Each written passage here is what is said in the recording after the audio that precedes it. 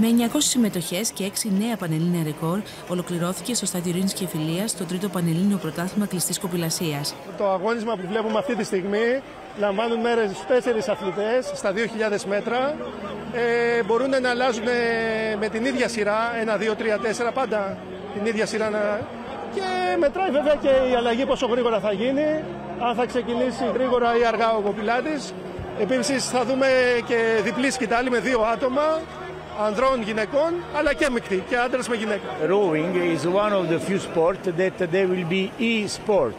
So it will be internet sport, and this will be the base for internet sport. In this moment, in the World Rowing Congress, they are deciding about the future of this sport. So it's not only in the boat, but it will be also in the government. There is a very strange coincidence. They approve for e-Olympics, and we are here trying the future. Πέρα από τα μετάλλια, ξέχει αυτή η συμμετοχή.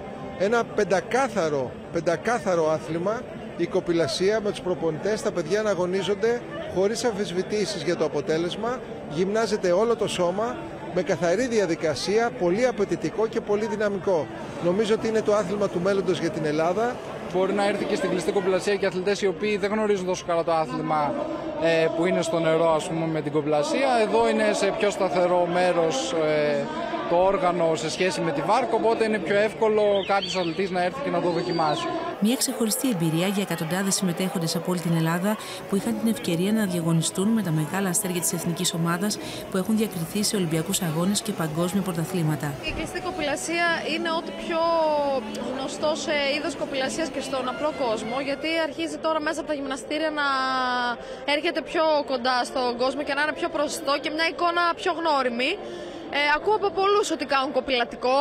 Είναι ένας προσομοιωτής της κοπηλατικής κίνησης στην πραγματικότητα. Είναι αυτό που μας βοηθάει εμάς τους κοπηλάτες να μην χάνουμε την αίσθηση με την κίνηση και να αντικαθιστούμε στη στεριά τη βάρκα, την προπόνηση στη βάρκα.